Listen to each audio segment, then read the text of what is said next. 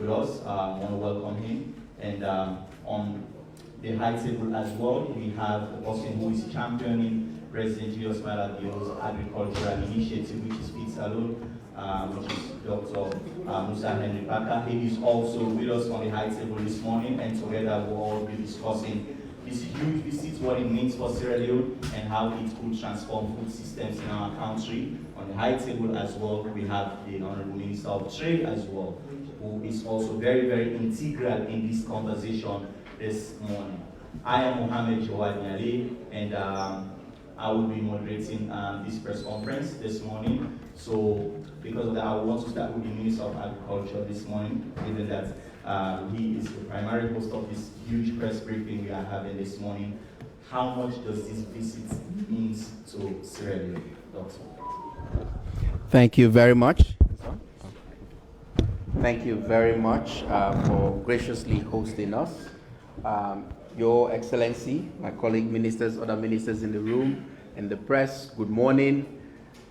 For us, and me personally, it's been a very rewarding week to have the former Prime Minister and the chair for AGRA board here with us.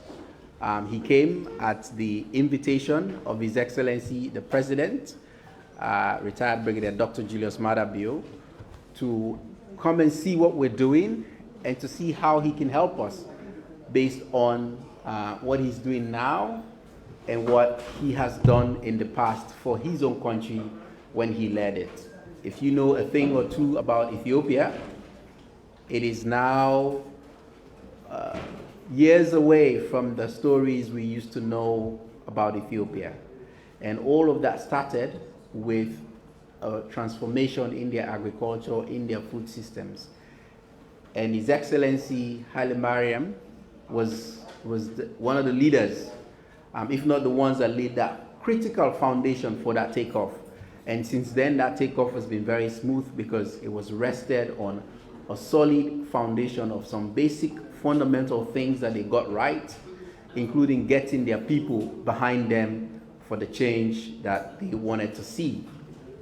And so, like I said, to be in his midst for a week now, almost, it's been pleasure, it's been learnings, real practical leadership experiences, things that we have doubt about, and he can just say, no, that's not the way you do it. If you do it this way, you can do it faster, you can do it better, and all of this. So every moment has been one of joy, one of learning, and one of inspiration to be able to do what we're doing more, better, and even faster.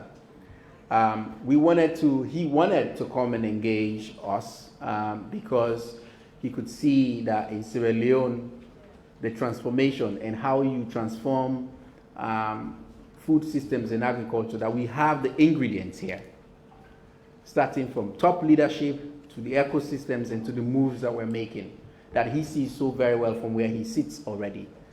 And so he also is very eager, because of how he did it, to engage the populace, to engage the people.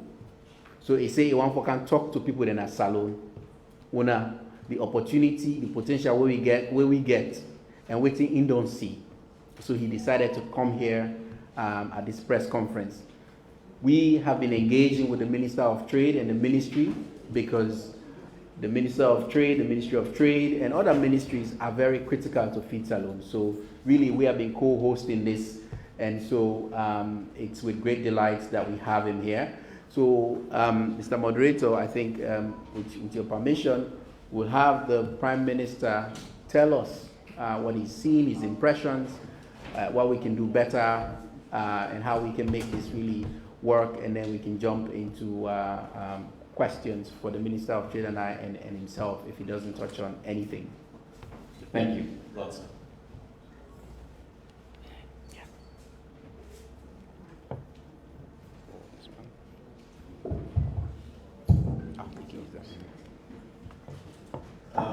First of all, thank you very much, Minister Musa and Minister of Trade and Industry, and deputy ministers among us here.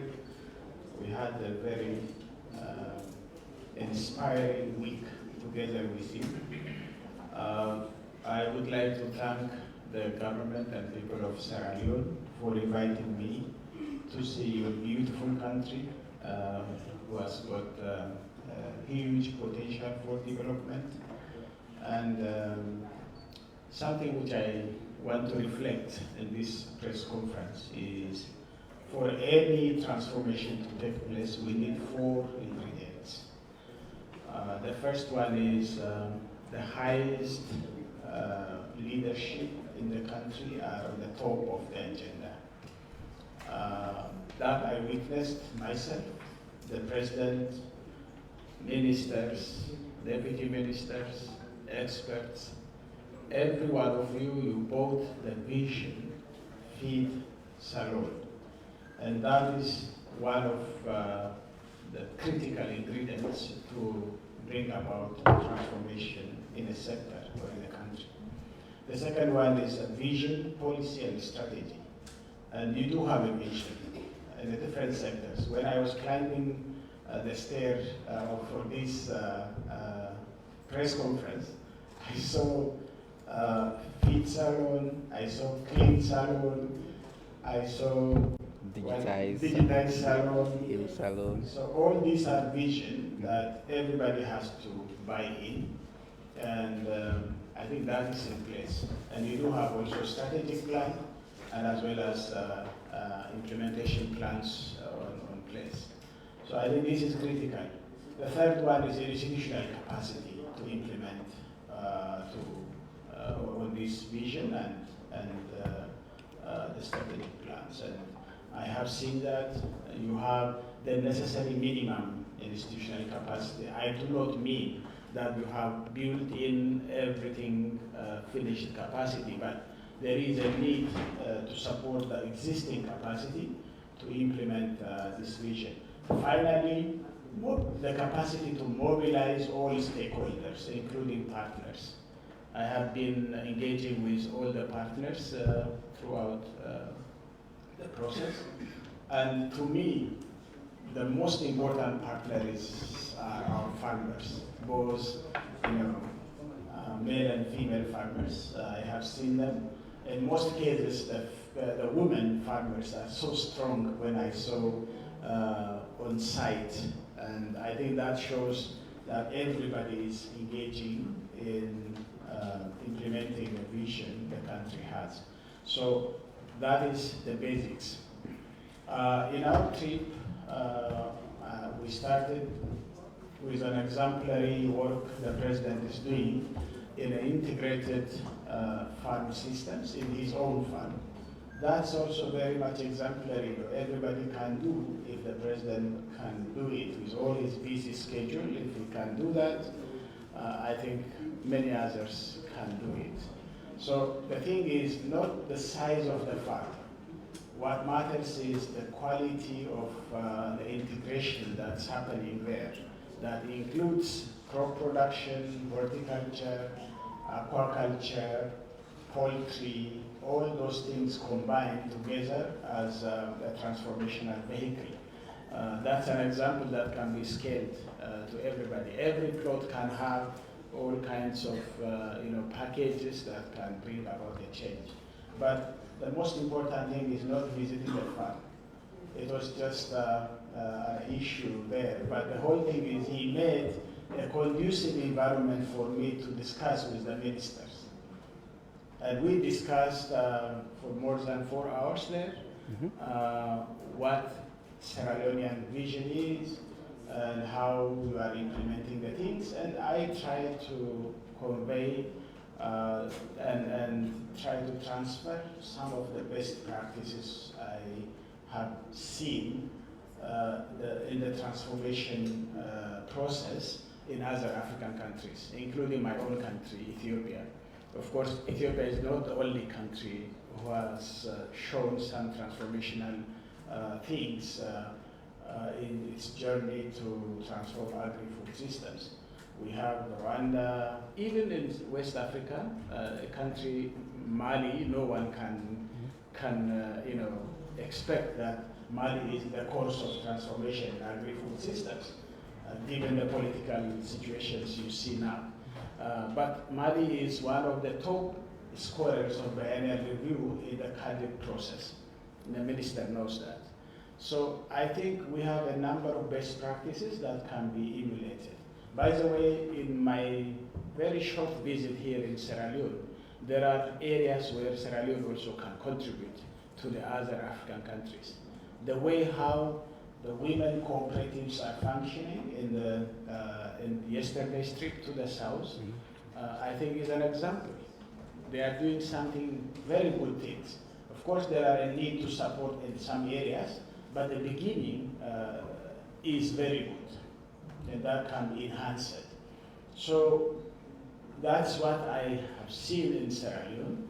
Beyond that, one thing which I appreciated the most is how the private sector is working with the smallholder farmers. We visited the day before yesterday a seed processing factory. In that factory, you see that seed production is done by the private sector as well as by smallholder farmers. And agronomic practices, basic seed supplies, all these things are done by the private sector with the support of government. And I think this is a basics for everything. So a clean processed seed is supplied to the farmers, which is a basic. Of course, given the potential of Sierra Leone, that has to be scaled up. It's not enough. That's only at the infant stage. It has to be scaled up. But the basics is there. And the farmers are working with private sector. I have seen it. And they are supplying seed to the private sector to be cleaned after producing it. So this is one of the things which can be emulated to other African countries as well. Beyond that, something which fascinated me is the engagement of young people in mechanization and increasing the mechanization capacity of Sierra Leone. They were in the training. I have seen that. I think it is like 160 trainees on the job at that moment when we visited, but nonetheless, this can be scaled up and even modernized by using certain platforms like Hello Tractor, in Kenya, in Zimbabwe. The young people are engaged in such kind of platforms. They give services to the tractors.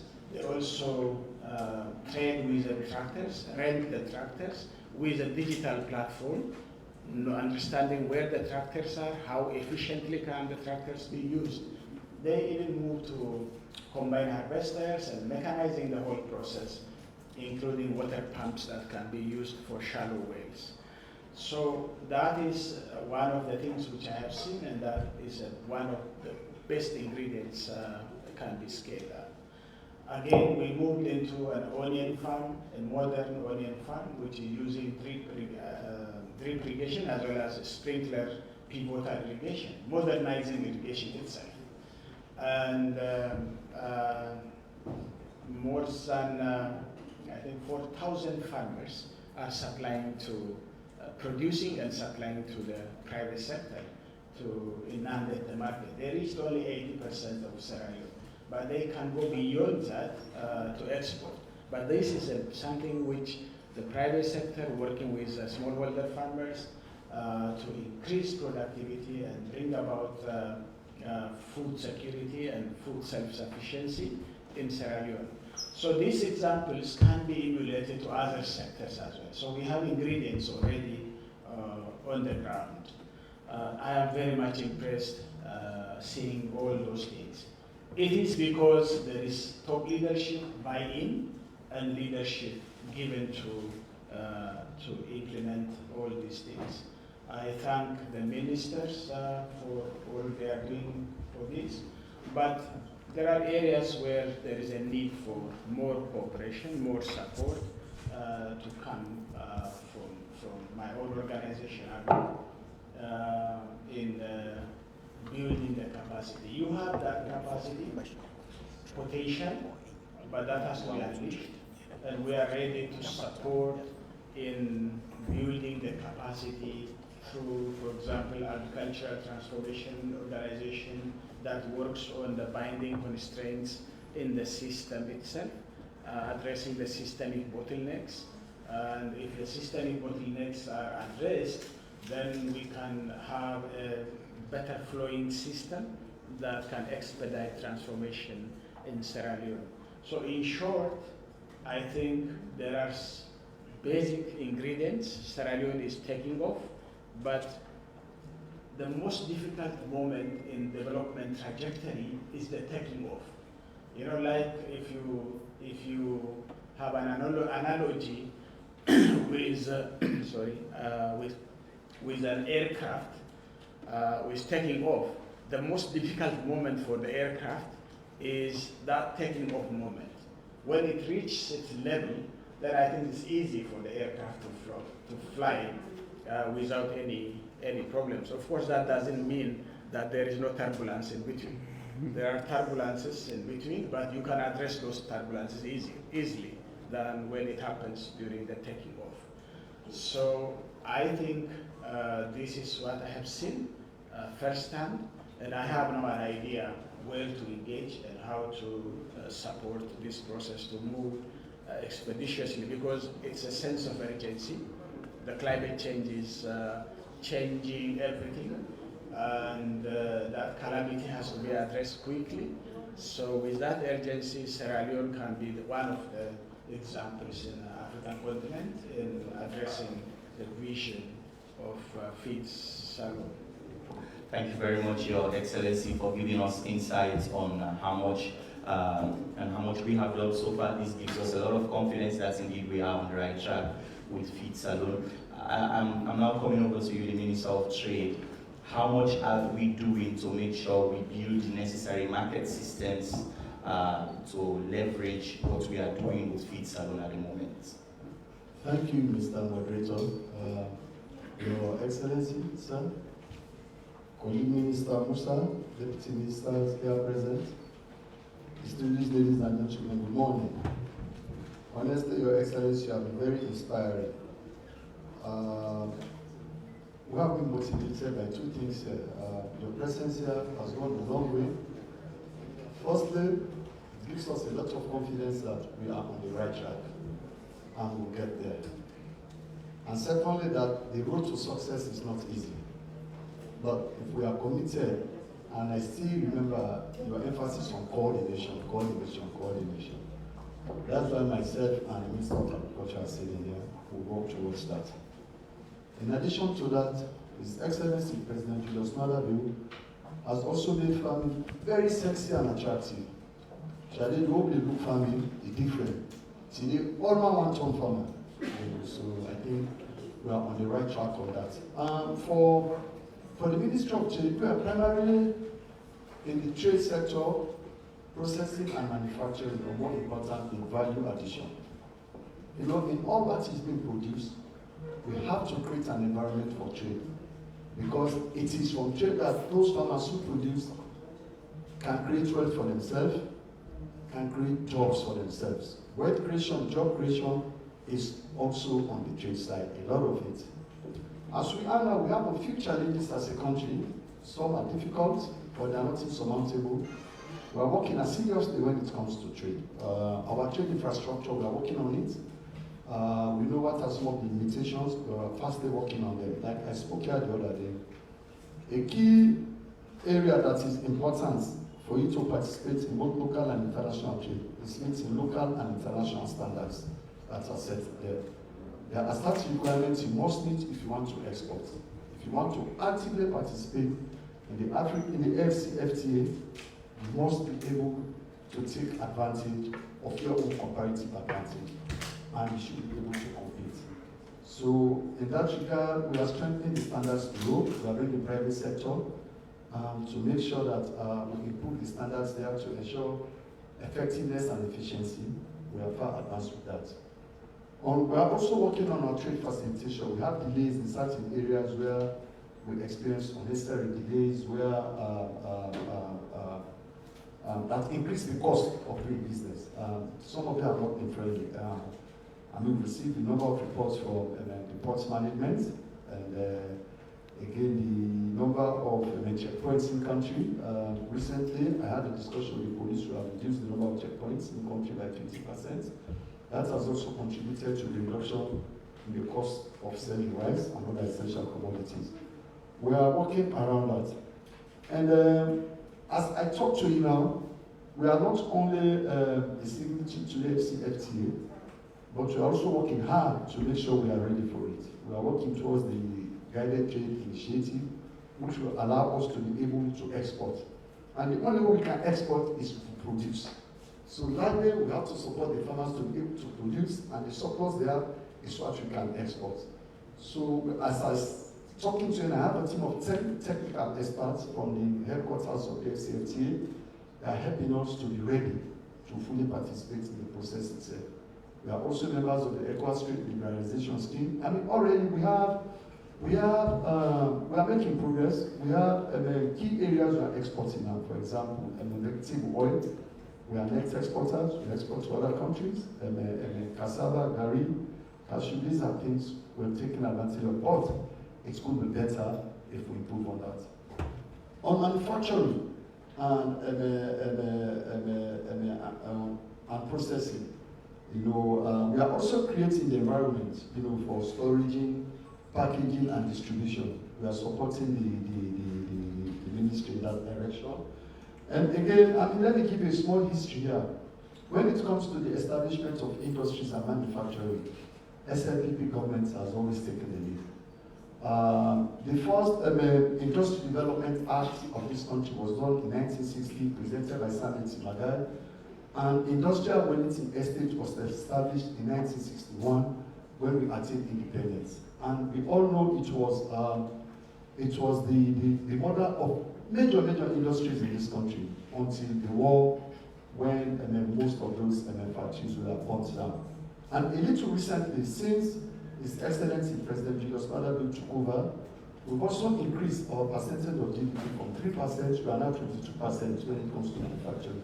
And the number will only go up. We are working hard towards that. All this is happening because we are creating the environment. And the only way the industries can thrive is we have the raw materials. In this case, these are the agricultural products that are required. Listening to His Excellency also, and following the visit we made to Ethiopia with President Bio, we are opportune to visit some integrated farms and industrial parks or special economic zones. They are amazing, absolutely amazing. The jobs they provide, the services, the facilities they provide, support everybody in the community, from farmers, exporters, those in the value chain. Everybody benefits from it. As a government, we are working with a company already Arise. We have secured the land in Sogo, and we have completed the necessary studies. By all other things being equal, we expect to set up or to start the construction of factories in that economic zone very, very soon. Before the end of the first quarter of this year, that should have commenced. We are also working closely with the United Nations Development Organization, UNIDO. They are doing some feasibility studies in 3 regions in order to identify those regions where we can establish agro parks and what are the comparative advantages of those regions if you want to establish these agro parks. We have a draft study for 2. We have asked them to increase it so that there is 1 agro park in 1 region. Those studies are ongoing. The data and information generated from that will determine the agro parks. All of these we are doing simultaneously. It's a holistic approach. We are not waiting to say we have to make sure the farmers are ready before. The farmers are ready. They are able to produce more than enough to trade before we start manufacturing. We are doing this collaboratively, and we are working closely with the Ministry of Agriculture. His Excellency has inspired us, and we listened to him keenly. We've learned a lot of lessons. Key amongst them, I will not forget, is it's not easy to get there. We should be bold and be willing to make mistakes. But the most important thing is we should be ready to learn from those mistakes. You can't keep repeating the same mistakes, then there is a problem. So with these few words, I thank you. All right. His Excellency, whilst you were making a statement, you remarked on climate crisis around the world. With the work you are doing,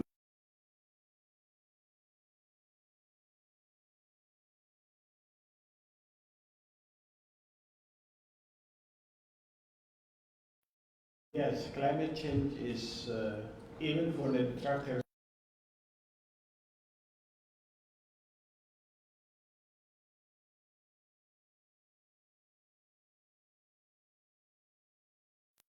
you just know, even in the Western Hemisphere,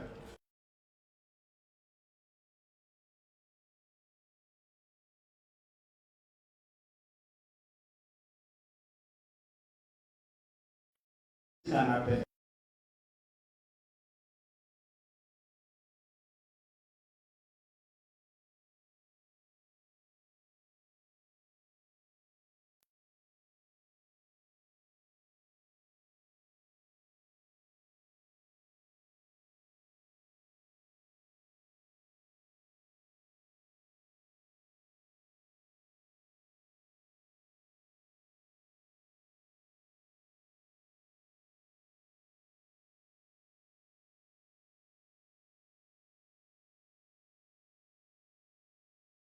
You see that the mountains are becoming degraded. And I also been informed that there has been landslide, which devastated and killed a number of people because of human intervention, which has not been checked and addressed. So I think these are the results. You know, climate change calamities end up in either drought or flooding, or landslide in the form of different other manifestations. So I think this needs mobilizing our people. You know, if I give you an example, Ethiopia is hit hard by the climate change, not now, 40 years ago. Since 40 years, it is, you know, extremely becoming worrisome. But what we did was all our mountains were, you know, we have made every farmer to be convinced to give free labor for 60 days a year.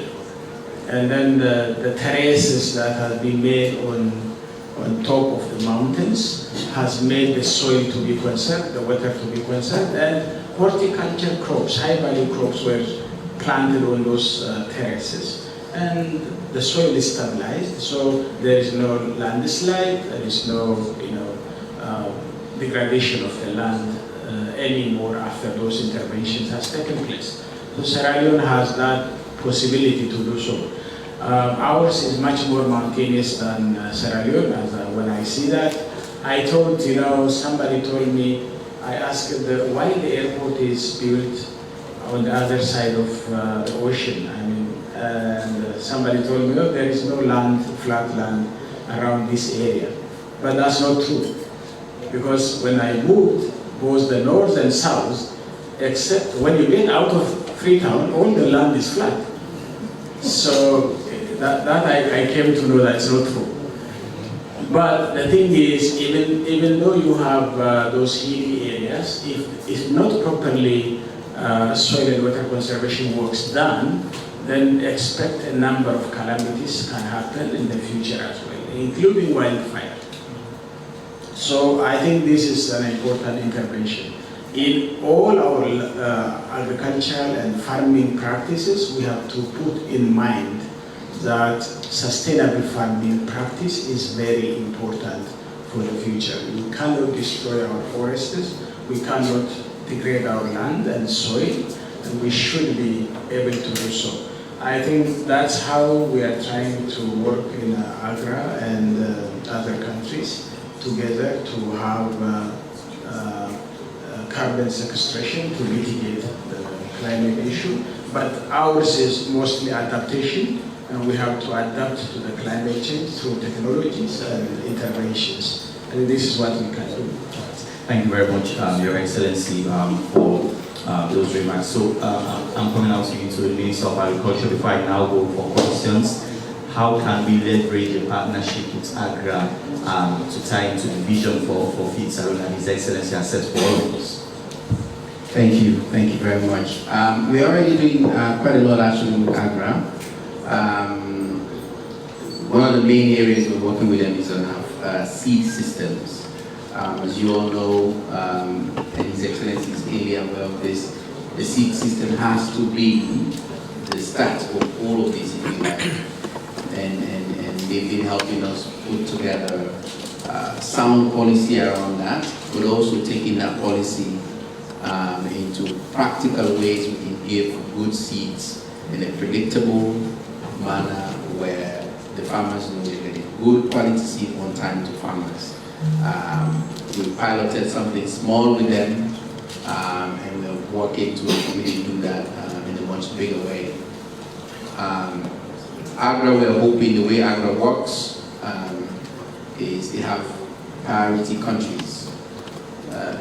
Sierra Leone is not at the moment a priority country, and I think we're hoping with His Excellency's visit and his role as the chair of the board, that the next time AGRA is choosing countries, that Sierra Leone can be a country that AGRA selects. If that happens, we can get quite a lot more resources. In my previous role when I was at Gates, I know foundation support, or Gates Foundation support, Rockefeller, they get a number of support to other places, but also the technical expertise and the experiences they can share. So really for us, from the AGRA front, that's a thing we're hoping to benefit from the Prime Minister's visit. On a personal level, the Prime Minister is now a true friend of Sierra Leone, and I dare I call him a personal friend of mine. Lots of leadership skills and lessons that we've discussed. And so that relationship is going to be going on. He's done this in Ethiopia. Ethiopia has 120-something million population. They're flying, if you like. They took off and they're flying, they're cruising. And that relationship to his country personally and other things, I think those are the things that we can stand to benefit. Of course, he's a brother to the president. They talk. The president was really impressed with, when he was there, he got the Agricultural Transformation Agency that reported straight to him.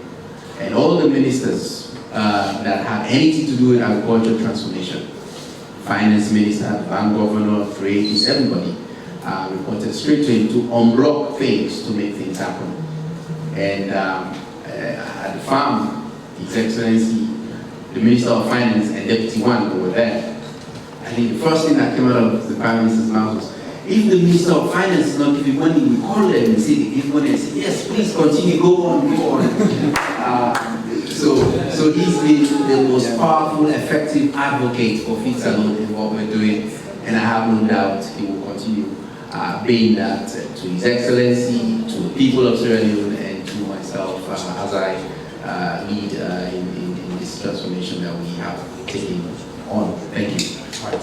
So let me now open the floor to questions. We'll do 2 sets of 5 questions. So raise your hands if you want to ask the question about what we are having a conversation about.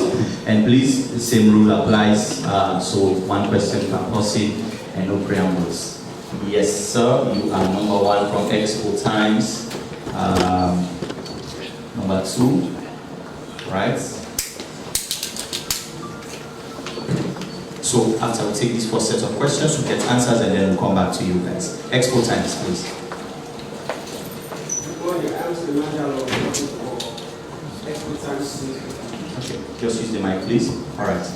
Good morning, I am Hailemariam working for Expo Times newspaper magazine. To the Minister of Trade, in your statement or in your submission, you made mention of the reduction of checkpoints across the country, which has, according to you, which has led to a reduction of price of commodities across the country. Does it in any way the checkpoint in Sierra Leone affect the price of commodities? If yes, how? Thank you. All right. We have a gentleman over there. Yes, my name is for exclusive. Just before the politics, sir. Yes, former Prime Minister, in your statement, you did say that farmers are selling their produce to private sector to be claimed. have you any plan for these farmers to be trained on how to clean up their produce before sales? Thank you. All right, thank you very much. There was a hand put on this other end as well. Yes, Calabash newspaper right here at the front.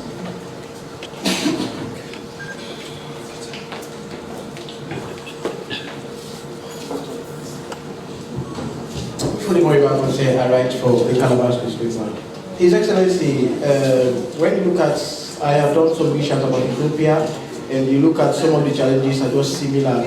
That of climate change, access to resources, market system, research and extension services, they are all similar. So my question, what was the secret for Ethiopia to emerge as a country that is known for agriculture, and where about 50% of the GDP is coming from agriculture? And from what you've seen in Sierra Leone, are you optimistic that we'll be able to reach there as a country when it comes to the Freetown initiative? Okay, I think we are looking for 2 more questions for this first set. And but in the meantime, let's just get responses whilst put yourself together for more questions. So I'll start with the Minister of Trade, and I'll come to His Excellency to respond to that question. Yeah, thank you. Across Africa, we all know we have, when it comes to trade facilitation, checkpoints, major inhibitors. They affect the free movements of goods within and outside the country. So as a country, you have to make conscious efforts to make sure you try to reduce them. In the first place, we have those, I will not translate the word legal, but that are required to make sure the customs, security reasons and the like, that's fine. But then you need to duplicate them after every 30 miles. After every 15, 20 minutes, you have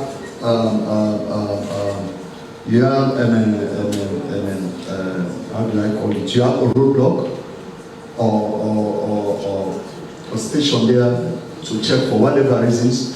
You are definitely affecting the free flow of goods and services, either imported or locally produced. And if you are delayed, you are unnecessarily increasing the cost of those who are either going to sell, and they will end up shifting that cost to whom?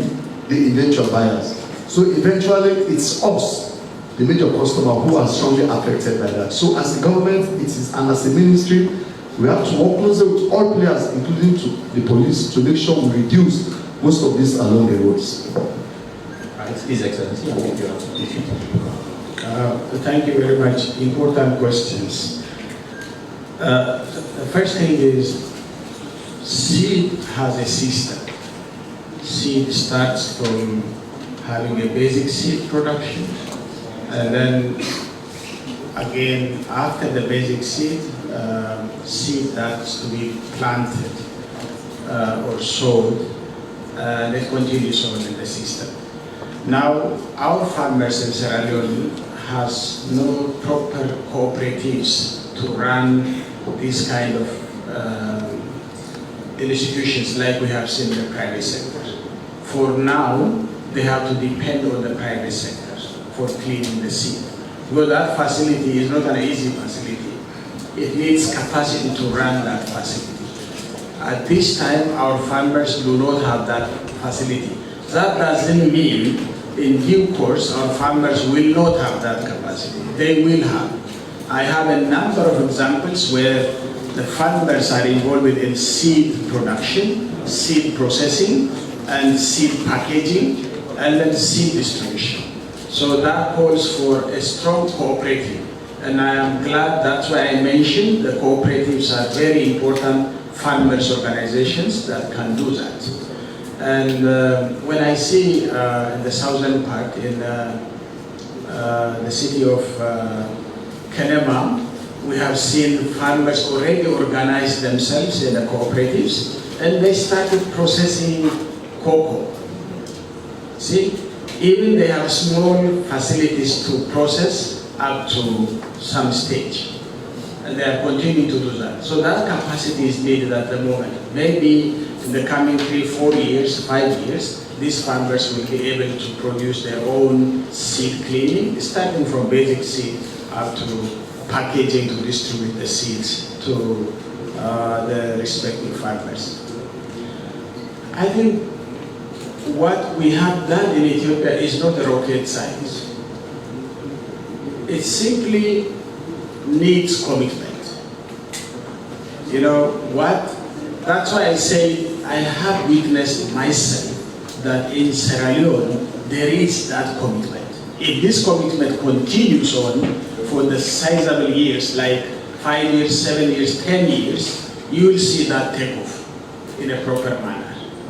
So the president is at the top of this agenda. No president gives time from his weekends on Sundays to invite and accept a leader from East Africa and sit down with him and discuss 4 hours about agricultural transformation in a country. To me, that's a sign of transformation beginning in Sierra Leone.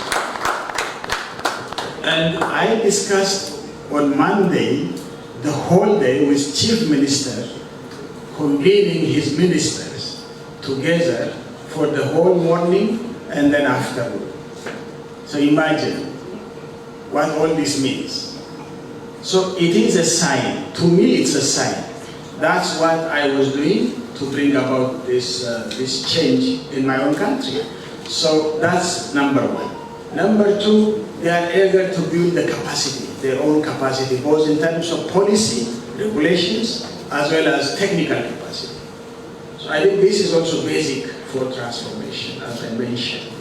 And this is in place. Of course, there are a number of things that has to be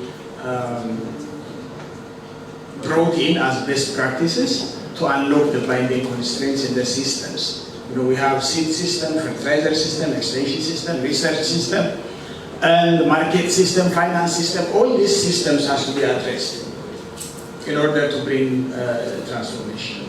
So I am, let me say, I am 100% optimist. If there is a percentage beyond 100, then I would say, because that's the basis. But it depends on how they move with this commitment sustainably and persistently. One of the problems in Africa is something starts and after sometimes it cools down. So that if the leadership, that's I warned time and again the president and the leaders, don't even take your eyes from the focus you have already given. So just a level beam focus is needed to bring about this transformation. That was the one thing which I can say as a leader who has been tested in this kind of platform. That's the only thing I can say. If you detract yourself from the focus you are giving now, then don't expect transformation to take place. So I think I'm confident. There's no need to tell to them, but I have to tell because I know there are some places where it has started in a very high spirit and it slowly declined in some countries. So I don't even say this will happen in Sierra Leone. So I think with this persistent engagement, I am optimist that transformation will come in this country because the conditions are ripe. There is potential there. You have very industrious people who can unleash their energy, their power, their understanding. And when I saw women in the pineapple farm, each one of them with their plot, with beautiful pineapple which has come up. Most of them are young women who did that. So there's hope, because if young people are engaged in agriculture, Sierra Leone has hope. 70% of your population is young. So I think that's why I say I'm 100% optimist, and I'll continue to do so. And I'll continue also to do my own share, to continue engaging with the ministers here. The president himself is always open, and his doors are open to me as AGRA chairperson, but not only as AGRA chairperson, but as Pan-Africanist. I have a stake. I believe that I have a stake in Sierra Leone because I'm an African. And so I have something to share as experience from what I had in my own country. Thank you. Thank you very much for inspiring us. Doctor, do you want to add something on the questions that were just asked by journalists? I think the Prime Minister so eloquently described those systems, which I wanted to comment on, and we can get further questions. It's inspiring just listening to him, and I'd rather just do that than speak today. All right, so let's take some more questions in the room as well. Yes, we have the gentleman right there at the front, and then we have Charles Mambo as well, respected civil society member who is in the room. Where's our mic runner? And then we have the gentleman in back, Almami as well, who comes to you. Yes, sir. I am Prince Christopher Kumar, right, for Open Space newspaper. Thank you very much, for your insightful and presentation, and of course, statements from the two ministers present. We have countries in Africa, like the Gambia, for example, their cash crop, main crop, is groundnuts. Ghana, we know them for, is it cacao or cocoa or whatever. Now, in all your, your inspection trips that you did around Sierra Leone, what major crop, cash crop, do you think can be produced in this country that would actually cut across all of the crops? Thank you very much, Charles. Thank you, Your Excellency. I think I want to agree with you most by saying that sustainability is actually a major problem in Africa and perhaps beyond. And that sustainability sometimes comes when there are political changes, there are leadership changes, both either at the State House or at the office of the ministers or others. Those coming after them will actually not agree to sustain the good things that others have done. In Africa, generally, we are not good at praising people who have done good after they have left office, and you cannot be there for a long time. You have a time limit. So, Your Excellency, two major areas in Sierra Leone is actually affecting our agricultural productivity, and I want to see how we can come in to help us. One of them is value chain addition. That is very critical. It needs both finance, technical, and the manpower, but mostly finance and technical. Across the country, as you move around, you find out that we have the crops, we have the manpower, but the finance and technicality are actually in a very, very slow demand. The second aspect is also distribution, which we actually talked about, but that distribution is also hung upon the type of feeder roads that we have, because most of these 70% we talked about are actually in our rural communities, where feeder roads to those areas are extremely in very bad condition. How could you use your influence, direct and indirect, to support Sierra Leone in terms of getting technical assistance, in terms of road network, as well as adding value to the produce that we have already? Thank you very much. I think we have a gentleman in the back, right there. End of the room.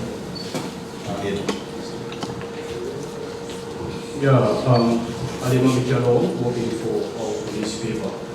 Basically, this question is going to the authority of AGRA. Of course, Sierra Leone has so many, porous waters. For example, in Caribbean District, Cambia, and the rest. So, the board of chair of AGRA, what can Sierra Leone learn in tackling this porous waters? In terms of area of smuggling goods across the border of interstate. Okay, I think we have space for two more questions. I'm sorry, you have asked the question, please. So let's just give a chance to who may want to ask question. All right. So let's proceed again, Your Excellency, to respond to some of those questions. Okay. In my own country, if I give an example, before coming to Sierra Leone, you can't start something which you don't have, or some examples or experiences exist. So we do have, we are the origin of coffee. So we do have coffee, and we modernized our coffee sector. So now we are getting around $2 billion from coffee. So our cash crop mainly is coffee, okay? Because we do have that. So you also start from what you have. What you have is cocoa, which we have seen already. The farmers are growing it, planting it. But you start from the seed of cocoa. And you have to get the best seed globally of cocoa if you want to excel in the competition.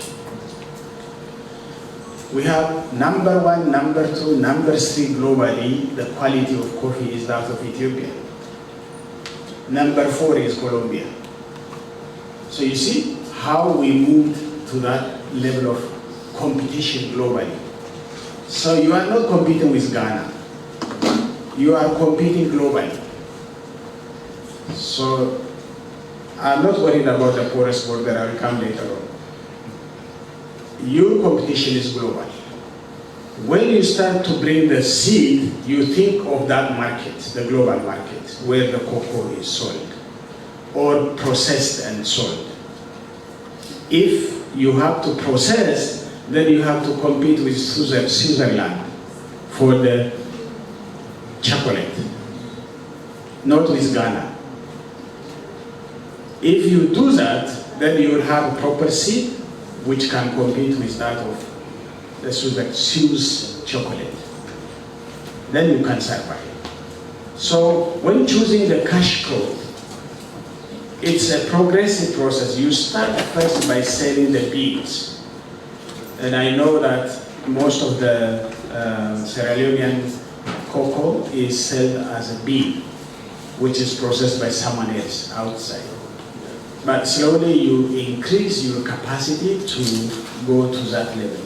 There is a strong competition, and they will tell you, Europeans will tell you that you don't meet the phytosanitary and sanitary standard that Europe wants to take. You have to go by your tooth and nail to reach to that level. Then you can compete. Until then, cocoa is a cash crop that you can sell beans and maybe chocolate for the African market. Then slowly to the global market. So it is a process. And the second one is cashew. Cashew is one of the things that can be exported from this country, but not raw, packed, and all the standards are met. So these are the things which I can say, but I will not prescribe now. The experts should come and see, make a diagnostic analysis. That's mainly our problem, we just sit down and use the Kim Il-sung type of leadership, which says, arrest this guy, people arrest. Kill this one, people kill. Sow the cashew, then people start sowing. So that I don't agree. We have to depend on our experts. There should be a proper diagnostic analysis. Which crop can Sierra Leone excel in the global market? Our expert has to bring this to the political leaders. As a political leader, I will not say that this is suitable for Sierra Leone. I will depend on my experts to bring to me, analyzing everything nitty-gritties that can make Sierra Leone to be competitive in the global market. I just say this off the cuff, but it cannot easily be implemented. So we have to be very careful in just saying, what can Sierra Leone be? I can only suggest. Then the experts can go into the details and say, your suggestion is correct, or your suggestion is wrong. So we opt for this rather than this. So I think this kind of exercise has to be done. That's why systemic bottlenecks has to be addressed. You have to see things in their systems all along from beginning to the end and see how we can compete both an African market and the global market. I think this is how we should see. On sustaining policy implementation, yes, there is a problem. In a democratic society, leaders change and leaders' vision might change as well. This is normal. But there are areas where every leader can agree. For example, cocoa export, any leader coming to Sierra Leone should agree. Because cocoa is a Sierra Leonean wealth, and that can be exported everywhere. Why should you quarrel about cocoa export in Sierra Leone? So what should be done is there should be a national dialogue on the basic understanding. And everybody has to agree, everyone, including the school children who are aspiring to be the next president of this country, has to agree on basic things in Sierra Leone. So we should have a national consensus, national dialogue, where things do not change every time from zero. So the problem in African leadership is zero-sum game. When they come to power, they just destroy everything what somebody has done, and they start from scratch. This doesn't develop a country. So that's why a democratic consensus is needed in a country. A dialogue is needed in a country so that basic Sierra Leonean tenets will be delineated and everybody agrees on them, but the rest you can compete, you can contest. Like, for example, the health policy, I will supply this medicine in this way, and the other one say I will supply the other way. You can contest on that. But on the other hand, in agricultural transformation in Sierra Leone, if you contest on that, then the country fails. Because no country in the world has developed without transforming its agricultural sector. Full stop. If we agree, all of you agree that, then any president comes, yes, I have to focus on agriculture and food systems. So I think that is how sustaining policies can come about. I think the porous border issue, it's a colonial border. To me, the bigger we are, the most we can compete in the global market. I suggest ECOWAS has to expedite integration quickly. So if you think that Sierra Leone alone can compete in the global market, it's a mistake. That's why we decided the African Continental Free Trade Area. And everybody has to trade with each other, and our volume has to increase. I can give you a simple example. When we were asked to export banana from my own country, and the demand of those countries who wanted banana from us was 12 containers a day. And I thought that in the southern part of Ethiopia we had lots of banana plantations. I thought that would be enough. But after we started the job, in 2 days, the whole banana finished. And 24 containers has taken whatever I thought many bananas existed in the country. So we are still at the lower stage in scale. If you want to scale, then you have to integrate. Integration is much more better than just thinking about this is porous border, the little I have to sell. This is a poor mind thinking. We have to expand. The more bigger we are, look globally, which countries are leading this globe now? It's China, with 1.4 billion population. It is India, with 1.5 billion population.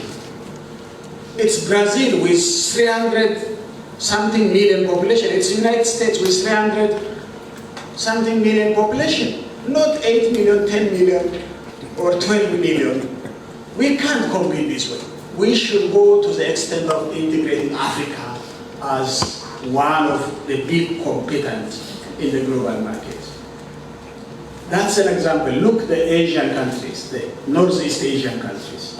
The Northeast Asian countries, Japan has started transformation, but immediately it is contagious. Taiwan, Korea, and then the ASEAN countries, Indonesia, Malaysia, which were 40 years ago poorer than us, now are wealthy countries. Why? Because they integrated. And we are still, the colonial master has did this bad job by balkanizing us, cutting down into pieces. And we want to remain as cut down in that pieces what our colonials did.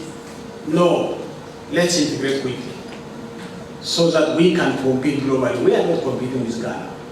We are not competing with Guinea. We are competing globally. So we need to come together, be strong and large in size, and scale up our production so that we can survive in the global environment.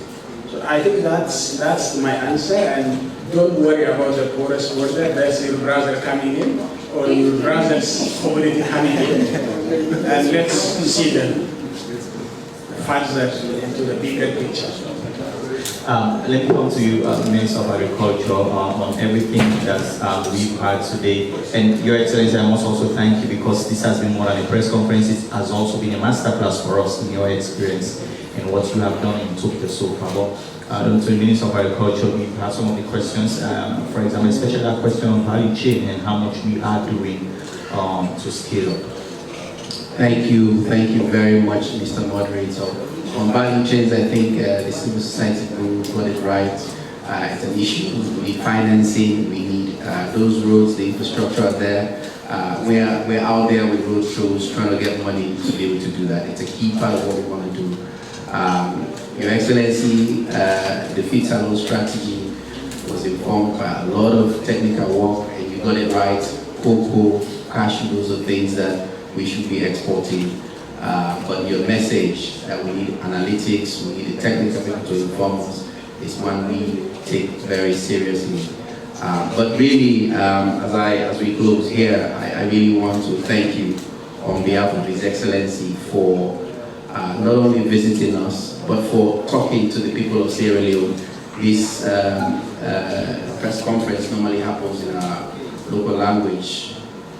Many radio stations across the country are listening to you now, and your Pan-Africanism, what you bring from Ethiopia, from AGRA, but where you want to see us, where you see we can be. The people have heard it, they are inspired, I am inspired, I am very inspired, and you've made my job somewhat easier. This is a tough crowd. I think one of the things that you touched on that as I've been interacting and I'm really glad it came up, is how we are able to mobilize our people to be on the same page. That's really the tenet. The Prime Minister said in Ethiopia they were able to get everybody. Those of you that study, Ethiopia used to be known for farming. They said we don't want to be known for farming. We want to be known as the place where life started. We want to be high up there. They rallied everybody and they told them, we have the land, we have some rain, and we have you. Go to work. That's what we need in Sierra Leone. That's what they did. So that message coming from him and the successes that we're seeing, I think is so powerful, and we ought to be able to take and do here as well. The other message the Prime Minister said, and like I talk this about Creole in our local language, he said this year in 4, 5, 6, 7 years before we begin to see the big thing. So people that now, they can't know after 1 year, say, within 1 year, we're not seeing that thing go back to Salone. The Prime Minister has done it. He knows it takes 5, 6, 7 years of pressing for you to get that takeoff in a sustainable manner. We will keep working hard, very hard. And we hear you, we know you're saying that because times are hard, but it takes time. And what the Prime Minister also told us in private is, press on, don't stop. He says, put cotton buds in your ears. If you got your right strategy, you got your right move, keep pressing on and just go. You will find out one day that you've taken off, and that's the path we're on. And I'm so glad you, one of the most Pan-African leaders, can come speak to our people on this matter that we're leading. We thank you very much. Right. Ladies and gentlemen, this is where we draw the curtain down on this very, very special press conference. Thank you very much, His Excellency Hailemariam Desalegn, for being with us. Thank you very much to the Minister of Trade as well, Honorable Ibrahim Sesay, and of course, to Dr. Henry Musa Kpaka, who is also our host and who is doing an incredible work with Freetown. So please, some decorum please. So we'll now stand, we take picture, a good photo, and then after that, His Excellency and ministers will depart the room. Thank you very much.